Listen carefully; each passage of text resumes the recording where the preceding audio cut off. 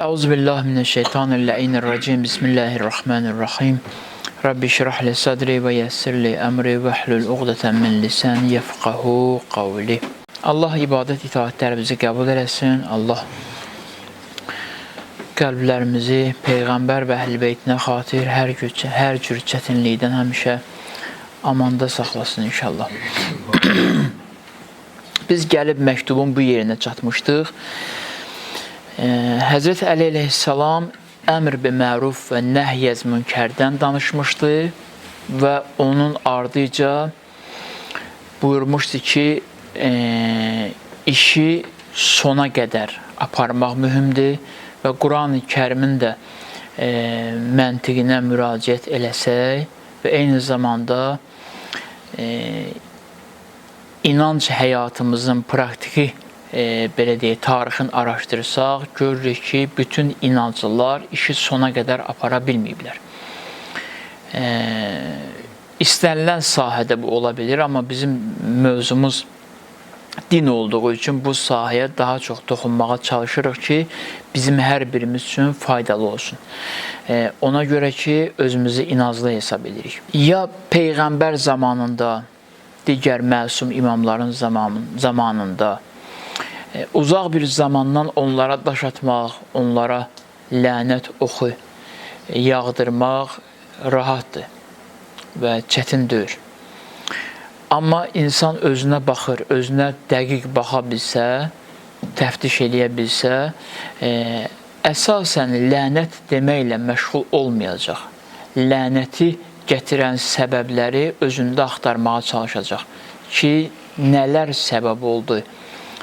Peyğəmbəri görən insanların həyatında, imamı görən insanların həyatında ki, onlar rahat-rahat aza bildilər. Yəni, böyük bir kütlənin içindən bir neçə nəfər imtihandan üzaq çıxa bildi. İnsan bunları özünü təftiş eləsə, bu hadisələrin əsas səbəblərini axtaracaq və özünü bu kimi səbəblərdən xilas etməyə çalışacaq. Yox, əgər təftiş eləməsə, öz haqlığını, düzlüyünü digərlərinin batilliyinin üzərində quracaq. Məsələ insanın düzlüyü, insanın belə deyim, təmiz yaşaması batillerin batil olması ilə hesablanmamalıdır. İnsanların təmiz yaşaması. Misal olaraq, bir nəfərin paklığı digər bir nəfərin pisliyinə görə hesablanmamalıdır. Onun paklığı özü ilə Allah arasında olan münasibətlər əsasında hesablanmalıdır. Ona nisbət versə əgər, pislərə görə yaxşılığı təyin eləsək, ona nisbət verilsə, bütün insanlar nisbət etibarilə həm pislər, həm yaxşılılar. Amma Allahın məntiqində yaxşılıq pisin qarşılığında deyil, yaxşılıq yaxşılığın qarşılığındadır. Paklıq paklığın qarşısında daha paklıq durur, onda bilinir. Yaxşının yanında daha yaxşı olmaq hünər hesab olunur. Pisin yanında yaxşı olmaq hünər hesab olunmur. Quran-ı Kərimin məntiqinə baxırıq, görürük ki, Quran-ı Kərim işi axıra qədər aparanları tərifləyir. İşi yarıda qoyanları tərifləmir. İşi sona qədər çatdıranlar. İşi sona qədər çatdıranların heç vaxt əsas hədəfləri özləri olmur. Özlərini düşünmürlər. Özlərini düşünən insanlar heç vaxt işi sona qədər çatdıra bilməyiblər. Peyğəmbər zamanının sahabələrinin də ciddi problemi bu olub. Digər imamların zamanlarında yaşayan özünü Əhl-i Beyt tərəfdarı kimi qələmə verən insanların da əsas ciddi problemi bu olub. İmamla axirə qədər gedə bilməyib. Quran-ı Kərim İslamı, müsəlmanlığı nə vaxt qəbul edir? Buyurur ki, bir nəfər Allaha iman gətirdirsə, onun iman gətirməyi önəmli deyil. Ona görə fikir verin, bəzi cərəyanlar təqdim edirlər ki, filan kəslər birinci iman gətirmişlər. Birinci iman gətirmək hünər deyil. O imanı sona qədər saxlamaq hünərdir. Kim o imanı sona qədər saxlaya bildi? necə ki, Peyğəmbər seçilmək hünər deyil. Allah Peyğəmbərin həyatının hansı hissəsindən xoş gəlir? Allahın Peyğəmbər həyatının sonluğundan xoş gəlir. O işi sona qədər aparıb çatdıra bildi. Və eyni zamanda Qədr gecələrində alimlər qeyd edirlər, kitablar yazır və mütəvatirdir. Çox geniş şəkildə yayılıb. Həzrət Əli əleyhissalamın o cümləsi Fustu və Rəbbil Kəbə, and olsun Kəbənin Rəbbinə xilas oldum. Burada Həzrət Əli əleyhissalam nə dünya çətinliklərindən qaçırdı və nə insanlardan bezmişdi. Əgər insanlardan bezəcəkdirsə ondan imam olmazdı. Burada əsas məsələ budur. Fustu və Rəbbil Kəbə, and olsun Kəbənin Rəbbinə xilas oldum. Bu xilas oldum ifadəsinin əsas fəlsəfəsi budur ki, ilahi, and olsun Kəbənin Rəbbinə nədən xilas oldum? Vəzifəmi axirə qədər gətirə bildim. Bax, məsələ budur. Vəzifəmi axirə qədər gətirə bildiyim üçün sevinirəm. Həzrət Əli əleyhissalamın sevincinin səbəbi o idi. Çünki bu çox çətin bir məsələ idi. Elə ağır bir məsələdir ki, Allah Peyğəmbərinə buyurur ki, Əlləzi ənqaza zahrək. Az qaldı bu yük sənin belini sındırsın. Peyğəmbərə buyurur. Təsəvvür edin. Əgər bu yük Peyğəmbərin belini sındıracaq qədər ağırdısa və Peyğəmbər bunun öhdəsindən gəlməyi bacardısa, Həzrət Əli əleyhissalamın Fustu və Rəbbil Kəbə ifadəsinin əsl həqiqətlərindən biri budur ki, Həzrət Əli əleyhissalam Peyğəmbərə ağır olan bu yükü ki, Peyğəmbərə vermişdi Allah, Həzrət Əli əleyhissalama tapşırdılar, bunu götürüb gəlib çatdıra bildi. Hara götürüb gəlib çatdıra bildi? Elə bir vəziyyətə gətirib gəlib çatdırdı ki, həmin vəziyyət bütün münafiqlərlə, bütün kafirlərlə mübarizə etmək potensialındadır. Diqqətlə qulaq asın. Həzrət Əli əleyhissalam bunu bura gətirib çatdıra bildi. Həzrət Əli əleyhissalamı şəhid elədilər, yarıda qaldı məsələ, xeyr. Həzrət Əli əleyhissalam öz şəhadətinə sevinmir. Həzrət Əli əleyhissalam öz şəhadətinə sevinmir. Həzrət Əli əleyhissalam öz şəhadəti ilə bu prosesi gətirib lazımı həddə çatdırmağına sevinir. Fustu və Rəbbil Kəbə. And olsun Kəbənin Rəbbinə ki, azad oldum. Ona görə də şəhadət məsələsində qorunmur, məscidin mehrabında, açıq-aşkar yerdə, xəvarizlərin gəzib dolaşdığı yerdə Həzrət Əli əleyhissalam şəhid olur. Niyə görə? Çünki əsas məsələni bilir ki, əsas məsələni gətirib gəlib çatdırmışam lazım olan məqama. Bundan sonra artıq gedəcək. Bundan sonra mən olsam da, olmasam da, Əli olsa da, olmasa da artıq Əli elə bir proses qurub ki, bu proses ta 12-ci evladı zuhur edənə qədər gedəcək. Daha doğrusu Həzrət Əlinin 11-ci evladı zuhur edənə qədər bu proses gedəcək. Çünki elə bir yerə çatdırıb. Ona görə də şaddır, ona görə də sevinir, ona görə də heç nədən qorxusu yoxdur. Deməli, əsas məsələ işi sona qədər çatdırmaqdır. Ən böyük adamın işi odur ki, başlayanda bilsin ki, haraya qədər getməlidir və gedəcəyi yerə qədər məsafəni ölçüb başlasın.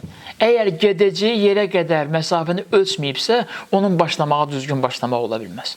Ona görə də bütün dünyada, eyni zamanda İslam tarixində baxsaq, görürük ki, kimlər başlayıblar, bitirə bilməyiblər. Çünki onlar hədəfləri yoxdur, onların əsas məqsədləri özləridir. Ona görə işi başlayanda bitirə bilmirlər. Və başlayırlar, böyük həvəslə işi başlayırlar, sonra başlatdıqları işin nəticələri ilə bacarmırlar.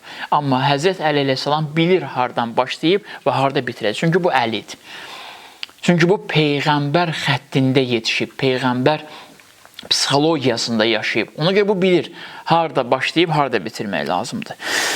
Sonra Həzrət Əli əleyhissalam bu cümlənin ardıca buyurur ki, və cahid fi səbilihi, Allah yolunda cihad elə, Allah yolunda mübarizə et, həqqə cihadı.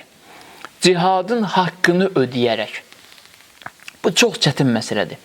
İzahı da çətindir, mənim danışmağım da çətindir, eyni zamanda bunun praktikası da çətindir. Alimlərdən biri müəyyən bir dəstə alimləri bir məsələyə görə qınamışdı. Maraqlı bir qınaq idi. Özü mübarizə edən insanlardandır və ömrünün hər tərəfində görsənib və indi də görsənir. O buyurmuşdu ki, qadın məsələlərində son dərəcə ictihad eləyənlər niyə görə Firutinin cihad məsələsində çox toxunmayıblar.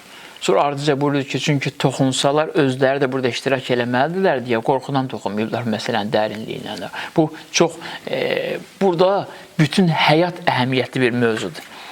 Burada artıq sən hər cür belə deyək, bəlaya razı olmalısan. Hər cür bəlaya. Və cahid fi səbilihi həqqə cihadi. Allah yolunda döyüş, mübarizə ilə tam diqqətlə qulaq alsın ki, mən izah eləyə bilim. Allah yolunda mübarizə et, amma şərti var. Cihadın haqqını ödəyərək. Bütün hər bir imamın mübarək məzarını ziyarət etmək istəyəndə ziyarətnaməni oxusaq, bu cümləyə rast gəlirik. Və ziyarət edən, ziyarət olunan imamı bu cümlə ilə yad eləyir. Və əşhədu ənnəkə qad əqamtəs salətə və ətəytəz zəkətə və nəhərtə və nəhəytə anil münkər və əmərtə bil ma'ruf və nəhəytə anil münkər və cahəddə fi səbilillah həqqə cihadı. Bütün imamların, hər bir imamın ziyarətnaməsində var. Ki, əvvəlki cümlələri qeyd eləmirəm, mövzumuz sonuncu cümlədir. Şəhadət verirəm ki, sən misal olaraq Musa Kazimi ziyarət edirik. Şəhadət verirəm ki, sən Allah yolunda cihadın haqqını ödəyərək cihad elədin. İmam Sadiqi ziyarət edirsən, bunu qeyd edirsən. Həzrət Əlini ziyarət edirsən, bu ifadəni qeyd edirsən. Buradan baxanda tarixi, keçmiş tarixə nəzər salanda, İslam tarixinə nəzər salanda görürük ki, Həzrət Əli, İmam Həsən və İmam Hüseyn əleyhissalamdan başqa digər imamlar hər hansı bir müharibə yönlü cihad eləməyiblər. Müharibə yönlü cihadları yoxdur onların tarixlərində. Nə İmam Səccad əleyhissalamda var, nə İmam Baqir əleyhissalamda var, nə İmam Sadiq əleyhissalamda və ta 11-ci imama qədər saya bilərsiniz. İmam Musa Kazim əleyhissalamın həyatında cihadı nə idi? İmam Musa Kazim əleyhissalamın həyatının cihadı onun misal olaraq zindan həyatına dözməsi idi. Maraqlı dözür. Dözür, əl qaldırmır. Burada əl qaldırmır. Burada bir mövzu açırlar alimlər. Deyirlər ki, ən əsas məsələ cihadın özlü qorxmamazlıqdır. Diqqət eləyin. Bunu çatdıra bilsəm sizə çox maraqlıdır. Mübarizənin əsas özəyi qorxmamazlıqdır. Qorxudan azad olmaq. Qorxudan azad olan insan öz potensialını tam olaraq həyata keçirə bilir. Öz istedadına uyğun olaraq addım atıb və müvəffəqiyyət qazana bilir. Amma qorxudan azad ola bilməyən insan, daxili qorxusu, insanlar nə deyərlər, insanlar necə baxarlar, cəmiyyət necə qələmə verər. Bəzən insan şücaətlə ona görə davranır ki, çünki qorxur. Bəzi insanların şücaətlə davranması onların qorxaqlıqlarının əlamətidir. Bəzi insanların şücaət xarakterli, mövzuya şücaət xarakterli yanaşmamaları, bu da onların qorxaqlıqlarının səbəbidir. Deməli, əsas məsələ hər hansı bir praktiki addım deyil. İmamların həyatını işarə eləyəcəm, bizim üçün faydalı olsun. Əsas məsələ hər hansı bir praktiki addım deyil. Cihad nə raket atmaqdır, cihad nə, üzr istəyirəm, qışqırıqla danışmaqdır. Cihad nə sakit dayanmaqdır. Cihad odur ki, hər kəs yaşadığı zamanda, yaşadığı yerdə, yaşadığı mühitdə onun öhdəsinə düşən məsuliyyəti hiss eləyərək həyata keçirməyi bacarsa o mücahiddir. Məlumdur ki, əsasən hər vəzifəsini bilən insanların sayı istisnai saylardır. Vəzifəsi vəzifə bilmək, məsuliyyət hiss eləmək çox az adamların həyatında görsənir. İnsanların əksəriyyəti, elə bilirəm, qəbul eləyərsiniz məndən ki, öz məsuliyyətini hiss eləmir və üzərinə düşən vəzifəni hiss eləyə bilmir. Hiss eləyə bilmədiyi üçün, üzərinə düşən məsuliyyəti hiss eləyə bilmədiyi üçün həmişə insanların düşüncə sellərinin, belə deyək, suyunda boğulmağa məhkumdur. İnsanların yanaşma sellərinin boğulmağında, suyunda boğulmağa məhkumdur. Ən əsas məsələ düzü təsdiqləyə bilməkdir. Düzü həyata keçirməyə, belə deyək, həvəsli olmaqdır. heç nədən qorxmamalıdır. Ən əsas məsələ daxili məsələdir. İnsan daxilən heç nədən qorxmasa, burada yaxşı, deyək ki, qorxu burada ancaq can təhlükəsidir və yaxud da ailə məsələsidir, ailə üzvlərinin təhlükəsi. Yox, məsələ bunlar deyil həmişə. Təkcə bunlar deyil. Bir çox insanlar üçün böyük bir zamanlarda heç vaxt can təhlükəsi yaranmayıb. Can təhlükəsi olmayıb. Misal olaraq, Həzrət Əli əleyhissalamın zamanında Həzrət Əli əleyhissalam öz haqqından uzaqlaşdırılmaq təhlükəsi ilə üz-üzə qalanda o cəmiyyətin nədən qorxusu var idi? O cəmiyyətin can qorxusu var idi sizcə? Yox. Allah mərhum ustadı rəhmət eləsin, ruhunu şad eləsin, düşdü yadıma, o da toxunub bu mövzuya. Özə çox dəqiq şəkildə toxunub. Həzrət Əlinin zamanında şura qruplar gəliblər, indi idarə eləmək istəyirlər, peyğəmbərliyi xanlığa çevirmək istəyirlər. Ona görə Həzrət Əli əleyhissalamı uzaqlaşdırırlar. Axı bunlar dövlət qurmayıblar ki, insanlar onlardan qorxsun. Elə deyil. Bəs nədən qorxurdular? Qorxuları nədən idi? Deməli, məsələ həmişə hər hansı bir fiziki hücumdan qorxu deyil. İnsan üçün həyatda hər nə saxta və qeyri-saxta əhəmiyyətlidirsə, insan nəyi Allahdan üstün tutacaqsa, o onun üçün qorxu ünvanı olacaq. Nəyi Allahdan uca tutacaqsa, o həyatında nəyi Allahdan əhəmiyyətli hesab eləyəcəksə, həmin şey həmişə insana dərd, problem yaşadacaq və insan üçün həmişə təhlükə özəyi olaraq qalacaq. İnsan üçün əsas qorxu mənbəyi budur. İnsan çox vaxt fiziki mübarizədən qorxmur. Bəzi insanlar var ki, fiziki mübarizədə hamını döyər. Amma abır-həya məsələsində hamıdan qorxar. Bəzi insanlar var belədirlər. Artıq şəxsiyyətin ləkələnməsi məsələsindən bəzi adamlar var mücahiddir. Amma mənim üçün qorxaq deyərlər deyə döyüşməyə meyillidir. Amma gəlib abr məsələsinə gəlib çatsa, orada hər kəsdən qorxur. Quran-ı Kərim ona görə buyurur ki, və la yəxafunə ləvmətə laim. Onlar, mücahid insanlar, heç kimin qınağından qorxmazlar. İmam Sadiq əleyhissalama gəlirlər. Baxın, diqqət edin. İmam Sadiq əleyhissalamın yanına gəlirlər. Bir neçə imamın həyatından misal çəkəcəm ki, bizim üçün daha rahat olsun. İmam Sadiq əleyhissalama buyururlar ki, sən qorxaqsın. İmam Sadiqə buyurur. Dur ayağa, qalx ayağa, cihad eləyək. İmam Sadiqə buyururlar. İmam Sadiq əleyhissalam baxır. Deyirlər, həyətdə üzü sürəm qoyunlar olur və bir neçə qoyun olur. Onların sayını göstərir, az sayda bir heyvan olur. İmam Sadiq əleyhissalam onların sayını göstərir. Deyir, mən qorxaq deyirəm. Bu qoyunların sayı qədər vəfalı adamım olsa, mən cihad eləyərəm. Deyir, az bir sayda olur. İmam Sadiq əleyhissalam başa salmaq istəyir ona, bu başa düşmür. Çünki bunun məqsədi din yolunda, diqqətlə qulaq asın, din yolunda mübarizə etmək deyil. Bunun məqsədi din yolunda döyüşmək deyil.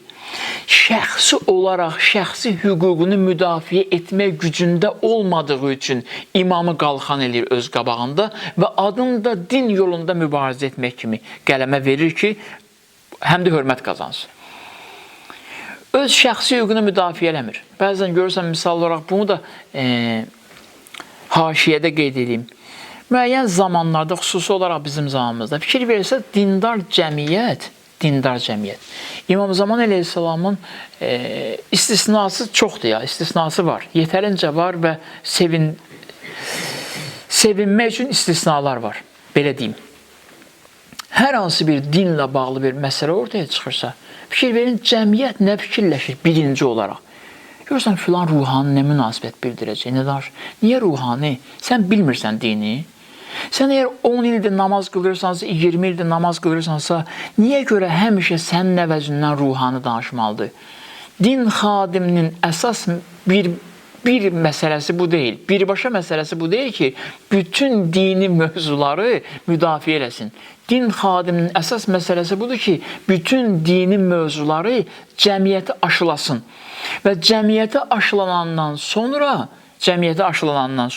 cəmiyyətin vəzifəsidir ki, din xadimi də bu mövzuların içində qorusunlar. Bu cəmiyyətin əsas məsuliyyəti. Cəmiyyət bu məsuliyyəti hiss eləmir. Ona görə də cəmiyyət nə edir? Cəmiyyət ya imama yer bellətdirəcək, ya imamı quyu qazdıracaq. Cəmiyyət ya imamı fəhləşdirəcək. Maraldır.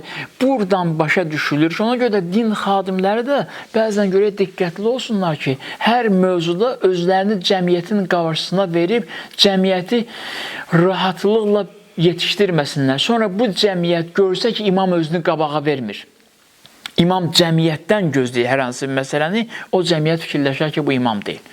Bizim axundumuz ondan yaxşı idi. Bizim əvəzimizdən vuruşurdu. Fikir verin, Bəni İsrail tayfasının əsas xüsusiyyətlərindən biri bu idi. Musa Peyğəmbəri verirdilər qabağa. Musa Peyğəmbər onları sudan keçirtdi. Musa Peyğəmbər onları sudan keçidəndən sonra elə ki, sudan keçdilər. Musa Peyğəmbərdir ki, indi Şam torpaqlarını Allah bizimdir Şam torpaqları. Musa Peyğəmbərdir. Onlar dedilər Musa Peyğəmbərə, tarixə baxın. Dedi, ya Musa, bizim həvəsimiz yoxdur. Sən özün get döyüş, mübarizə elə, onları alsan, xəbər eləyərsən, biz də səninlə o torpaqlarda yaşamağa böyük məmnuniyyətlə gələrik. İmamı önə vermək. İmamı qabağa vermək. Musa Peyğəmbərin əziyyəti niyə görə çoxdur? Çünki o cəmiyyət olduqca məsuliyyətsiz bir cəmiyyət idi, rahat tələb bir cəmiyyət idi. Ona görə Musa Peyğəmbər küçələrdə idi. Gecə gündüz o çöldə, bu çöldə, o qapıda, bu qapıda. Problem buradadır. Deməli, məsələ belə deyil ki, insan bir şeyi, hər hansı bir dini mövzunu qoysun din xadiminin öhdəsinə. Bunu haşiyə içində qeyd edirəm. Din xadiminin öhdəsinə. Və din xadimi də o deyir ki, hər mövzuya müdaxilə eləsin. Hər mövzuya dərhal toxunsun. İşıqdan danışsın, yerdən danışsın, hər şeydən dərhal danışsın. Bu din xadiminin həm cəmiyyətdə kiçilməsinə səbəb ola bilər bu iş. Və bunun əzəmətinə səbəb ola bilər. Görürsünüz, böyük insanlar, dövlət idarəçiləri, dövlət başçıları, eyni zamanda təşkilat başçıları, onlar hər kiçik məsələyə toxunmurlar. O müdirlər ki, işlərini düzgün idarə edə bilirlər, fəhlənin süpürkəsinin işi yoxdur onun. Çünki düzgün idarə edir. Amma o müdirlər ki, işlərini düzgün idarə edə bilmirlər və iç aləmlər, idarəçilik prosesləri onlarda çox kiçikdir. Kiçik olduğu üçün gəlib fəhlədən də soruş ki, niyə buranı belə süpürdün, ya belə süpürmədin? Axı sən müdirsən, sən o boyda şirkətin başçısısan. Sən daha gəlib burada qarışsan, bu deməkdir ki, idarəçiliyi düz bacarmırsan. Fəhlə ilə sənin aranda nə qədər vasitələr var, o yaratdığın vasitələri, qoyduğun vasitələri özün keçmirsən, birbaşa gəlib çatmırsan fəhləyə. Ona görə də problemlər yaşanır. Deməli, din xadiminin vəzifəsi bu oldu ki, insanlara dini aşılasın bütün mövzularda. Əsas məsələ budur. Dini aşılasın. Sonra insanlar, əgər bir şey bilirsənsə, bəs onda din xadimi niyə lazımdır? Sual yaranır. Soruşmaq lazımdır. İndi bu zamanda bunun yeridir ya yox. Bir şey dediyimsə, bu daha təhlükəlidir. Bəzi zamanlar olacaq ki, orada din xadimi tapmayacaqsan. Amma məsələni təqribən həll eləmirsən. Ona görə də din xadimi ilə yaşayaraq öyrənmək lazımdır ki, nəyi, harda, necə edərdi. Bunu öyrənmək lazımdır ki, din xadimi olmayan yerdə sən kütlənin, düşüncə tərzinin əsəri olmayasan. Bu özü də mühüm məsələdir. Bunu adam öyrənməlidir. Öyrənməsi daha yaxşıdır. İmam Sadiq əleyhissalamı gəlir, deyir ki, dur cihad elə. İmam Sadiq əleyhissalam buyurur ki, o qoyunların sayı qədər mənim adamım olsa cihad eləyərdim. Bu dəqiqə o yoxdursa, deməli faydalı deyil. Deməli, heç bir faydası yoxdur.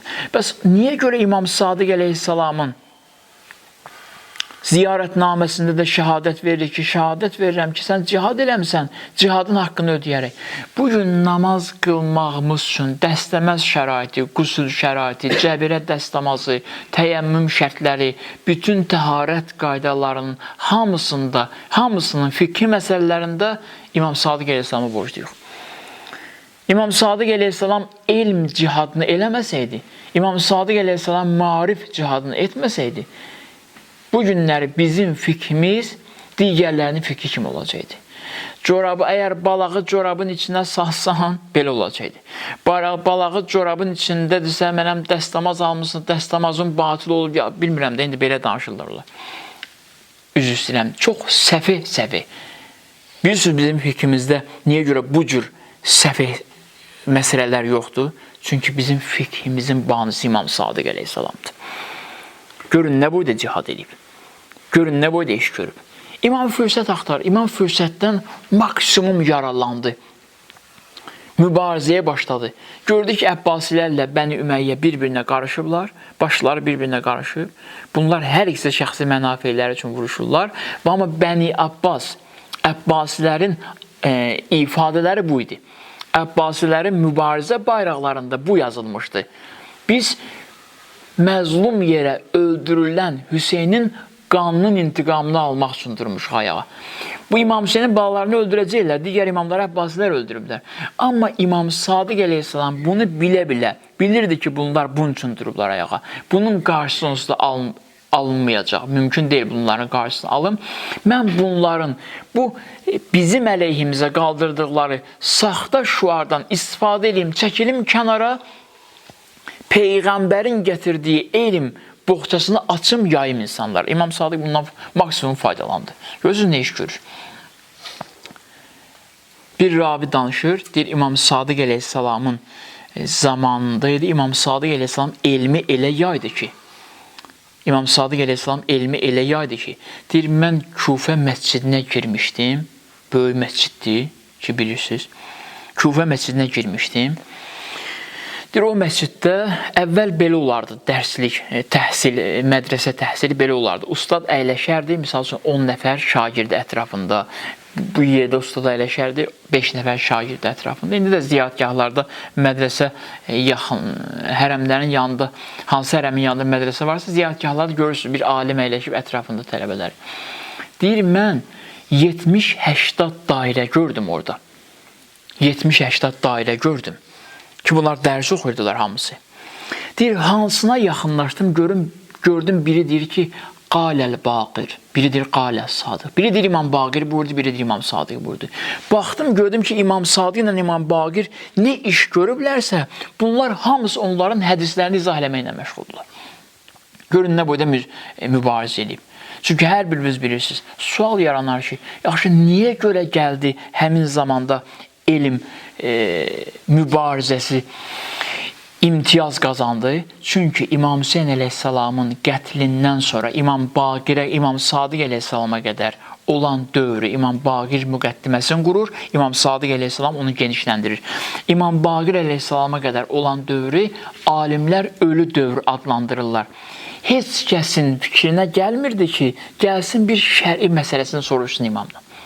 Dövr elə sönmüşdü ki, bütün diqqətlər, bütün mövzular, hamısı, üzr istəyirəm, diqqətlər yönəlmişdi ancaq Bəni Üməyyə, Bəni Əbbas, İmam Hüseyin əleyhissalamın şəhadəti, ancaq müharibə. İxtilaflar və qiyamlar, baxsaz tarixi İmam Hüseyndən sonra nə qədər qiyamlar yerli və yersiz. Hamısı yönəlmişdi ora. İmam Sadiq əleyhissalam görür ki, ancaq döyüş məntiqi ilə, lakin elmi məlumatı olmadan döyüş məntiqi ilə yaşayan insanlar, inazlı cəmiyyət İslama zərrə qədər xeyir, fayda verə bilməz və döyüşü də heç vaxt bacara bilməz. Mümkün deyil. Nə vaxt döyüşü bacarar bu? Bu, əgər bunun fikrində hər hansı bir fiziki cihaddırsa, bu görək bütün o zamana uyğun olsa, bu görək bütün cihadın hökmlərini öyrənsin. Cihadda düşmənlə davranmağın hökmlərini öyrənsin. Eyni zamanda düşməni əsir götürəndən sonra necə davranacaq, öldürməyin hökmlərini öyrənsin. Biri gəldi Peyğəmbər zamanında bir nəfərə çatdı, o kafir idi, müşrik idi, yəni Peyğəmbər onlarla döyüşür. Qılıncı çəkdi, öldürsün, o dedi ki, əşhədü ən la ilahə illallah, əşhədü ənə Muhammedən Rasulullah, salavatullah. Bunu qeyd elədi, bu qılıncı vurdu, öldürdü. Gəldi də Peyğəmbərə ki, baxın, çox incəliklərdir, olduqca incə məsələlərdir. Gəldi də Peyğəmbərə ki, bu öldürən. Ya Rasulallah, istədi istifadə eləsin Allahın adından, sənin adından öldürdüm. Dedi, necə? Dedi, kəlmə-i şəhadət onu öldürmək istəyəndə, amma öldürdüm. Peyğəmbər buyurdu ki, Allah qatında günah eləmirsən, onun qan bahası sənin boynuvadır. Dedi, mən bilirdim axı onun ürəyində səni təsdiq eləmir. Peyğəmbər buyurdu ki, Allah bizə tapşırmayıb ürəklərə hökm eləyib. Allah bizə tapşırıb ki, zahirə hökm eləyib. İslamı qəbul eləmiş. Onu əsir götürüb öz yanımızda saxlaya bilərdik. Bunu İslamı ki qəbul eləmişdi, özümüzlə birgə bir həyat tərzinə sala bilərdik. Peyğəmbər də qan bahası sənin boynundadır. Fikir verin, bunun bu cihadda atdığı addım belə deyək də heç bir imtiyaz qazanmadı. Qazandırmadı onu. Deməli, bunları bilməlisən. Bir cəmiyyət əgər bilmirsə hərəkət edə bilməyəcək heç vaxt. Nə vaxt gəlir onda mübarizə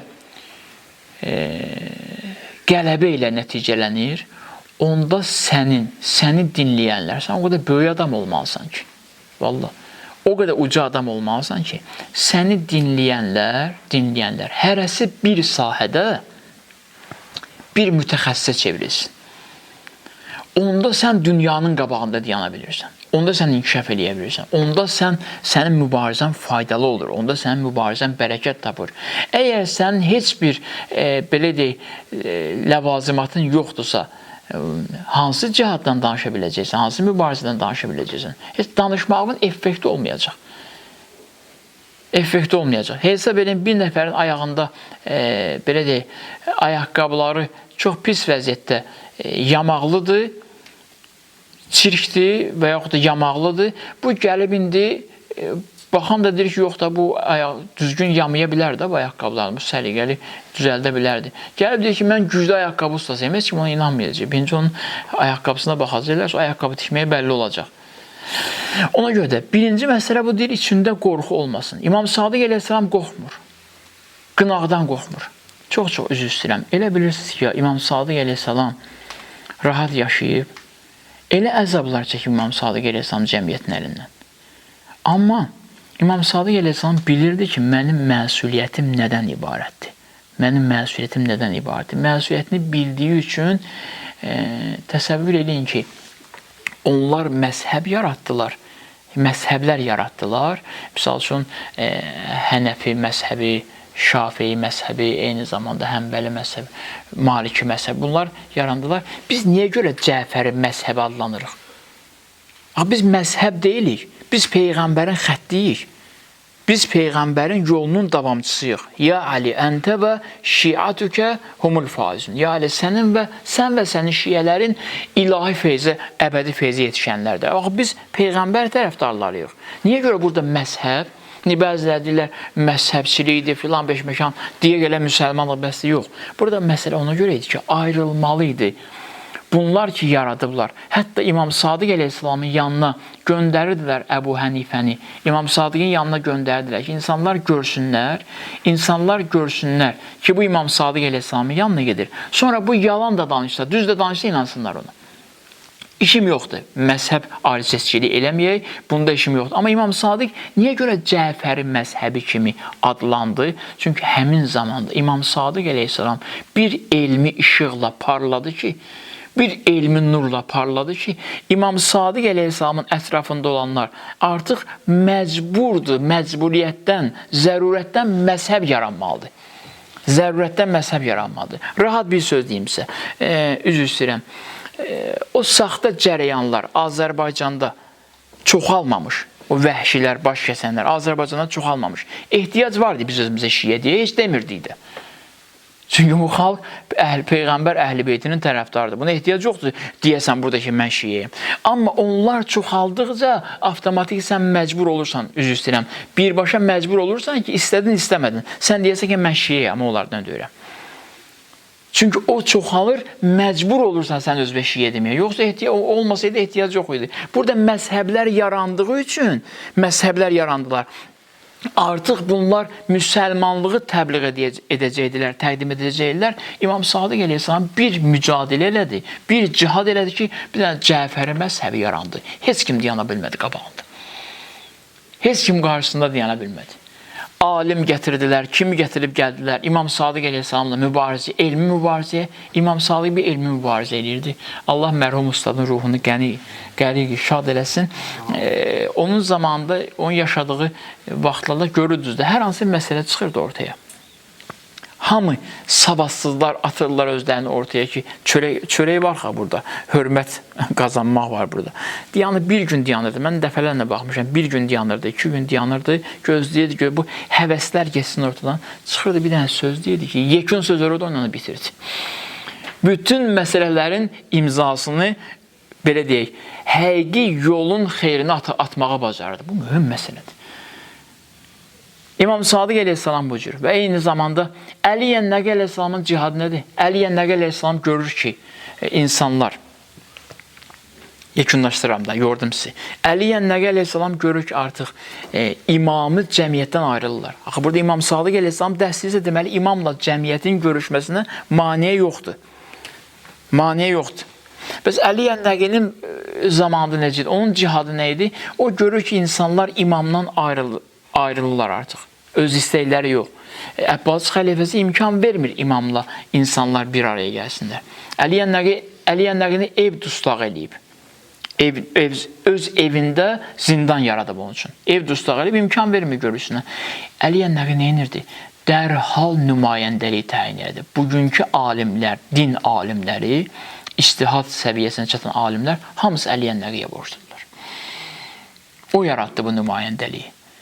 Əli Yənnəqi əleyhissalam prosesi vaxtında necə düzgün şəkildə həll etməyi bildi, başladı neynəməyə? Hətta neynirdi orada? Bu bizim üçün də bir mesajdır. Orada neynirdi?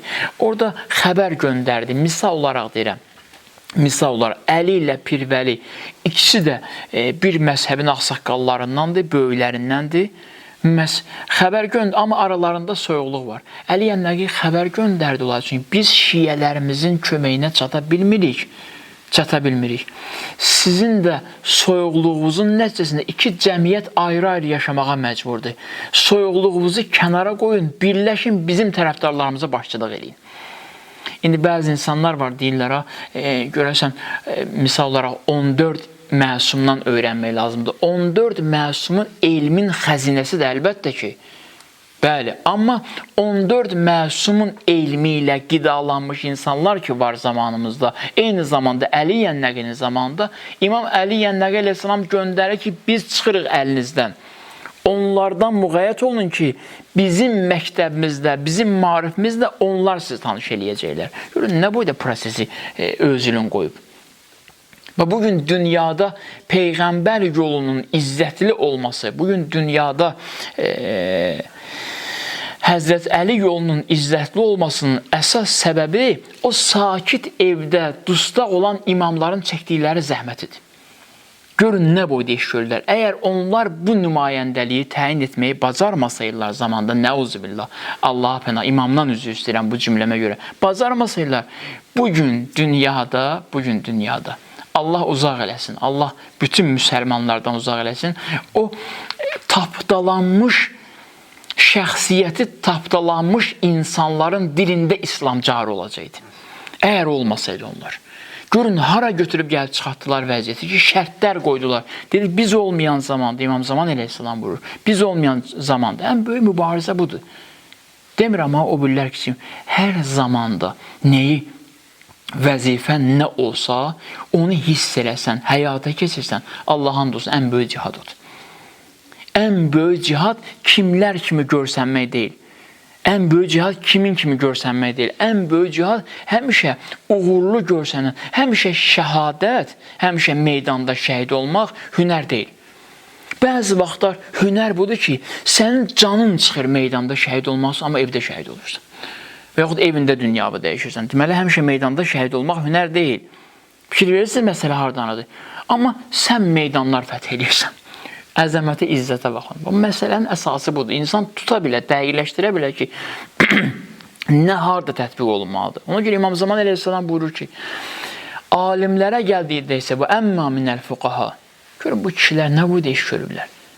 Alimlərə gəldikdə isə hər kəs öz nəfsi ilə mübarizə etsə, öz nəfsi istəkləri ilə müxalif olsa və sainən li nəfsi, baxırsan buna ki, ancaq nəfsini paçlamaqla məşğuldur. Nəfsini paçlasa və hafizən li dini, görürsən ki, dinini müdafiə edir. Bu üç xüsusiyyəti onda görsə alim olmayanlar və lil avami ən yuqallidu. Avamlara, yəni alim olmayanlara vacibdir ki, bunlara təqlid eləsinlər. Mühüm məsələ. Bu yolun əsası budur. Bu yolun əsası budur ki, heç vaxt, heç kim imamsız qalmamalıdır. Bir gün sənin imamın bir imanlı molla olacaq. İmanlı molla Quran oxumaqdan başqa heç nə bacarmır. Quranı üzündən oxuyur.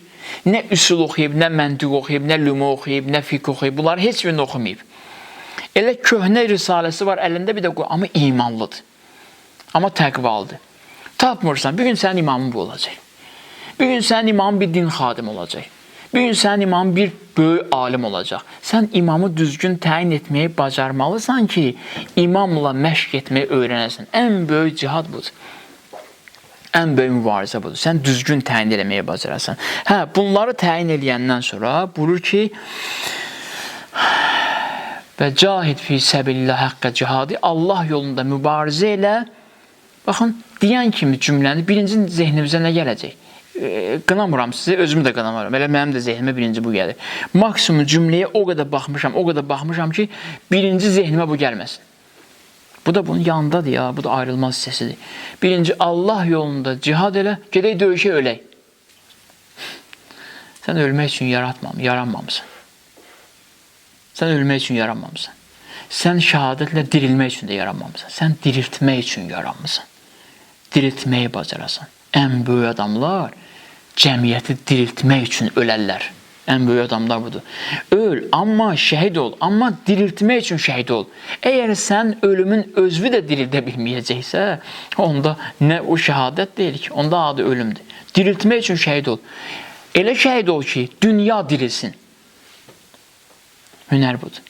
İndi bir nəfər deyə bilərmi ki, mənə belə alimlər olan bir zamanda, belə insanlar, din xadimlər olan bir zamanda gedin dininizi 14 məsumuna öyrənin. Bunu deyən ən axmaq adamdır.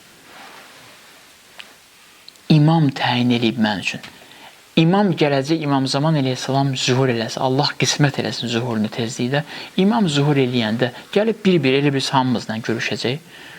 Allaha and olsun ki, mən fikirləşmişəm, ola bilsin, gəlsin, mənə desin ki, bu vaxtda sən biz olmayanda sən söhbət eləmirsən.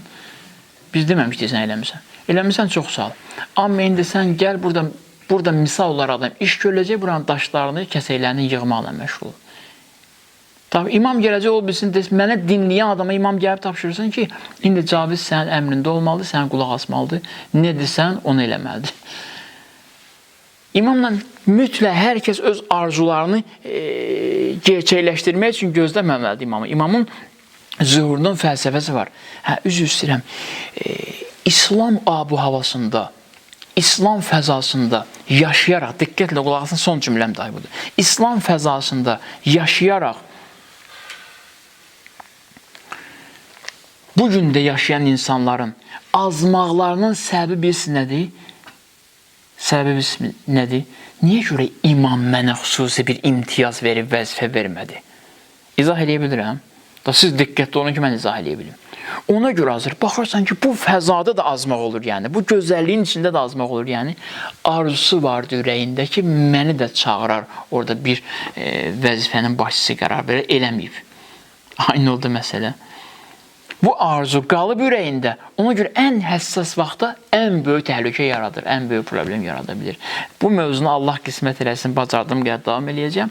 Amma o ki, buyurur, cihad eləyin, Allah yolunda cihadın haqqını ödəyərək, ən əsas məsələsi budur. İfadəsi sadədir və tətbiqi, praktikası çətindir. Amma ifadəsi budur. Birinci vəzifə təyin eləməlisən. Vəzifən nədir? Bir nəfərin yaşadığı yerdə, yaşadığı evdə, işlədiyi yerdə yarımçıq işi varsa, İslamın kamil işlərinə qoşula bilməyəcək. Bax, məsələ budur. Bu qədər sadə və rahat. Ona görə də yarımçıqları tamamlamalıdır ki, ruhun gücü çatsın və Allah icazə versin. Onlar ki, kamil işlə məşğuldurlar, dünən də belə idi, bugün də belədir, onlar yarımçıqlarını çoxdan tamamlayıblar. Ona görə də kamil işlə bugün Allah qismət edib onlara məşğul olmağa. Onlar ki, yox, mənim kimi elə danışmaqla məşğul. Çünki yarımçıq işləri çoxdur, tamamlaya bilməyib deyə. Ona görə də hələ də yarımçıq danışmaqla məşğuldur. Allahdan istəyirəm ki, Allah bizim qəlblərimizi Peyğəmbər və Əhl-i Beytindən uzaq salmasın.